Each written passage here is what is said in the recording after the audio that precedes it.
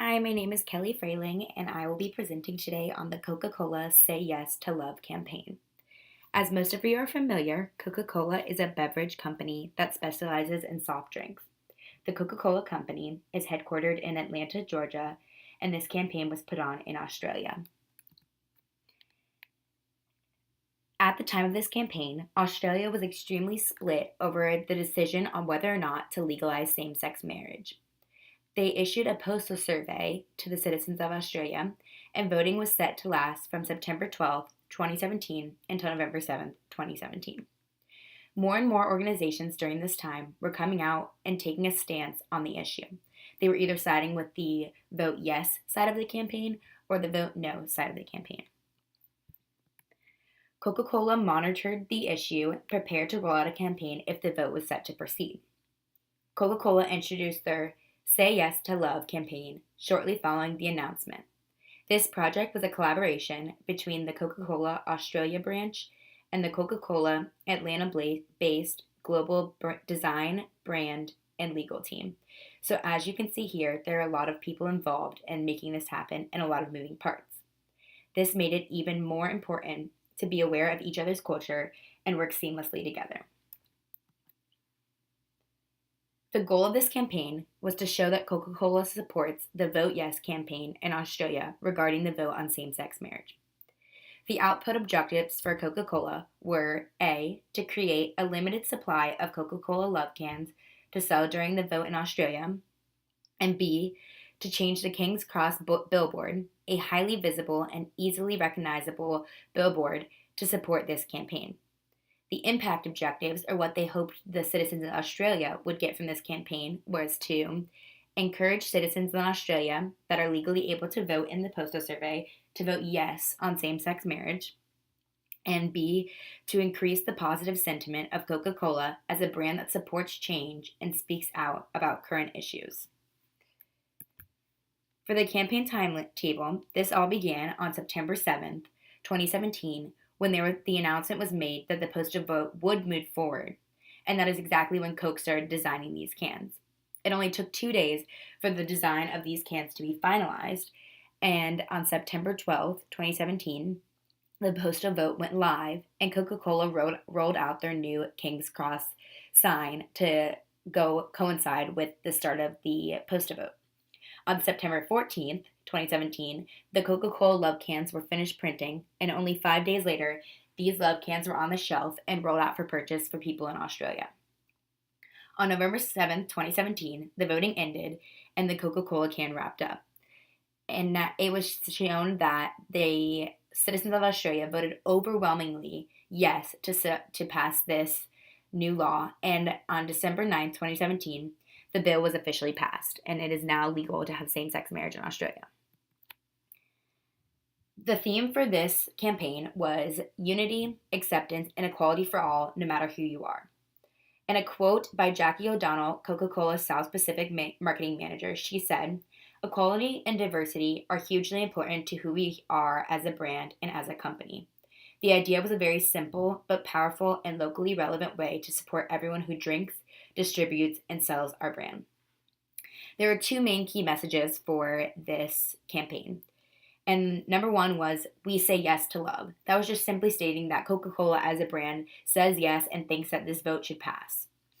The second one was a more how they connected their own, their tactics to this, for this campaign, to this idea of marriage equality.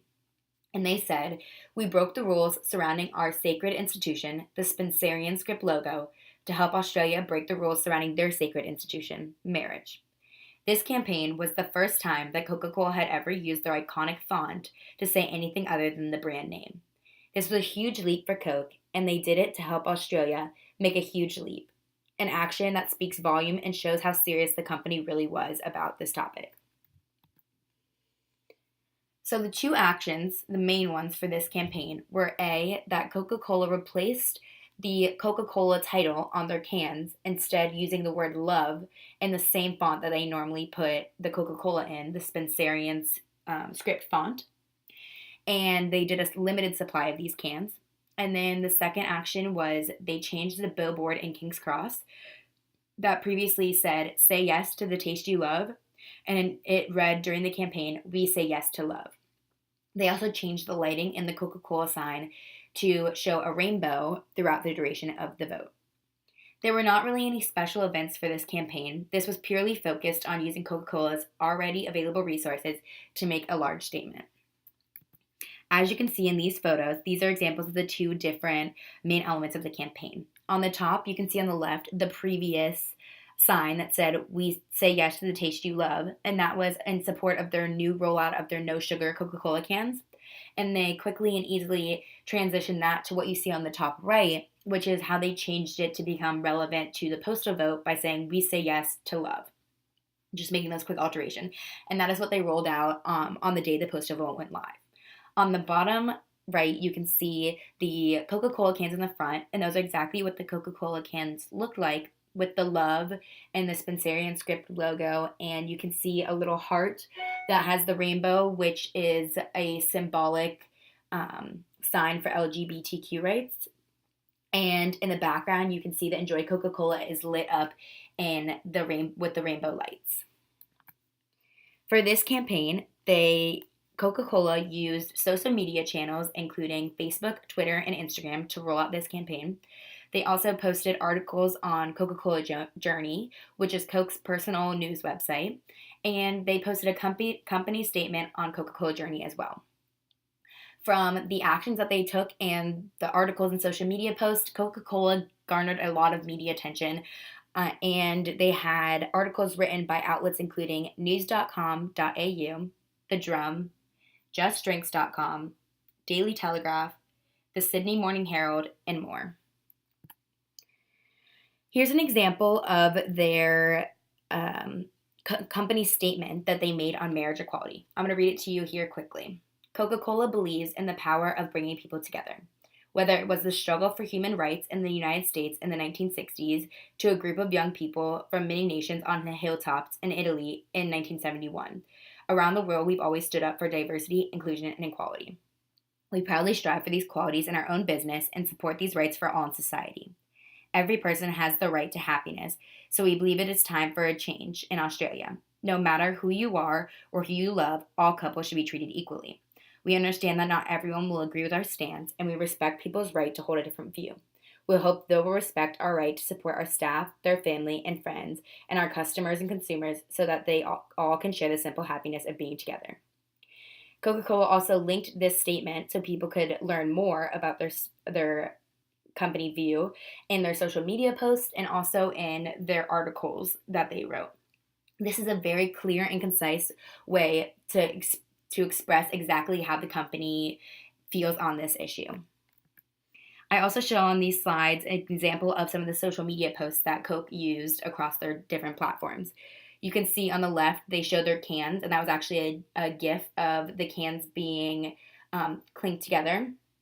And they basically just said how they were limited edition and gave a call to action telling people to look out and keep their eyes peeled. On the right, you can see it says, "Love is the answer," and they say the answer is yes. These posts are all very clear and to the point and concise, and I think that really helped with this campaign because there isn't much to say about this besides the fact that they do support it and that is their opinion and their right as a company. They also changed their profile pictures across their different platforms to fall in line with this campaign and show the Coca-Cola love symbol that they created. On this next page, you can see, again, some more social media posts showing the billboard. The one on the top left showed them rolling out the new billboard and changing it. And on the bottom right, they used user-generated content and reposted it, a photo that was posted by another girl that they reposted on Instagram. So for the evaluation of this campaign, overall, this was a very successful campaign for Coca-Cola in Australia. According to Ogilvy, who worked with Coca-Cola on this campaign led to a 17% increase in positive sentiment and 245% more effective at increased brand love. Coca-Cola also received media coverage based on this campaign, and of course there was some positive and some negative reactions on social media, which comes with basically any campaign, and especially one that is on such a controversial topic. Australia, in the end, voted yes to legalizing same-sex marriage. Here on this page, I have some examples of some of the negative feedback that Coca Cola received during the campaign and how they handled it. As you can see, there are some people that said they will not be buying Coke anymore because of this, or that they believe Coca Cola probably told their employees they had to vote like that and asked if they fired them if they didn't.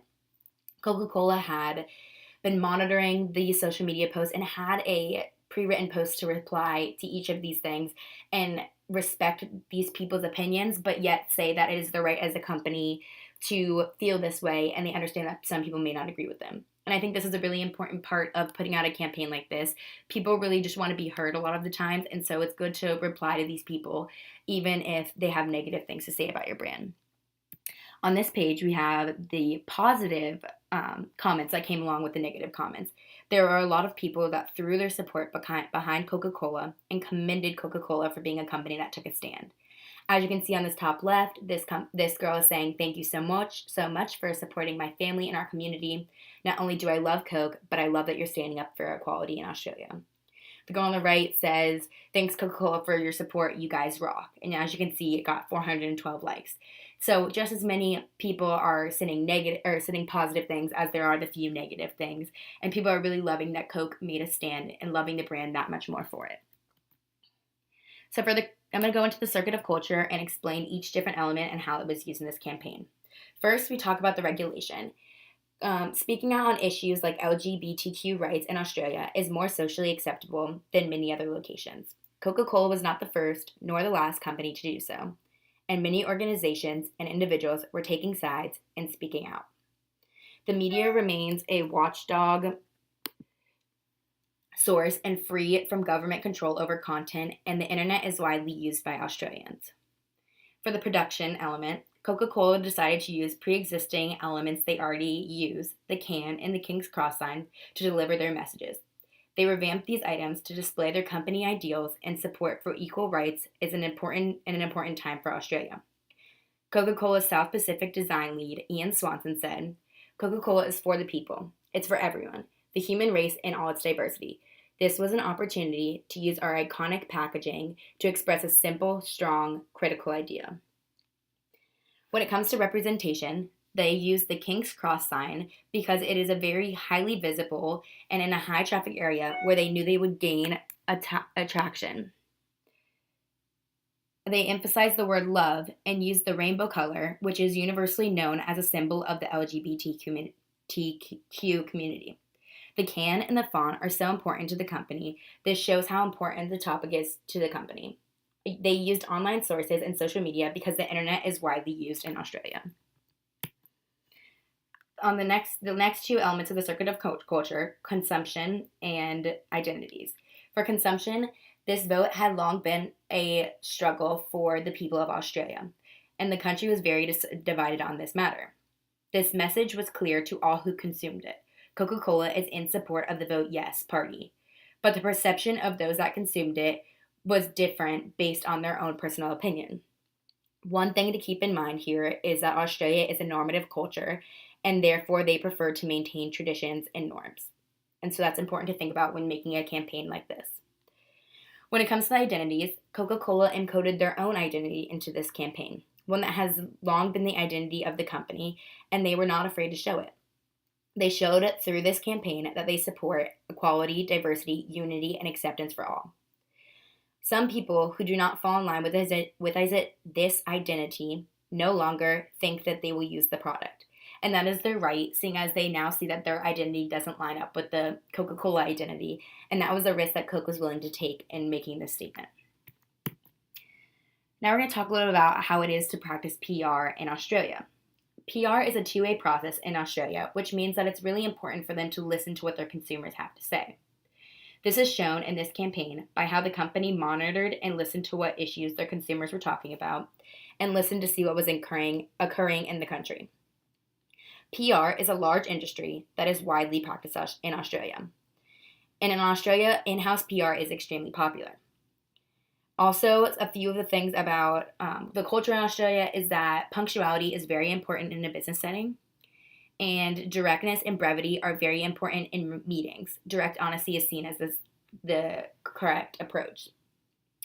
This is displayed in the campaign by how direct and to the point the messaging of the campaign is. It is simple, with just using the word love, and we say yes to love. There is no ambiguity, and it is clear and to the point. So it has shown that these people took into consideration the fact that people in Australia appreciate directness and brevity.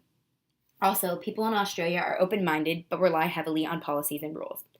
This is something that is extremely important to keep in mind when planning a campaign of this nature, because this is asking people to be open to changing the policies and order that has been following in the past. This is something that the PR professionals need to think about.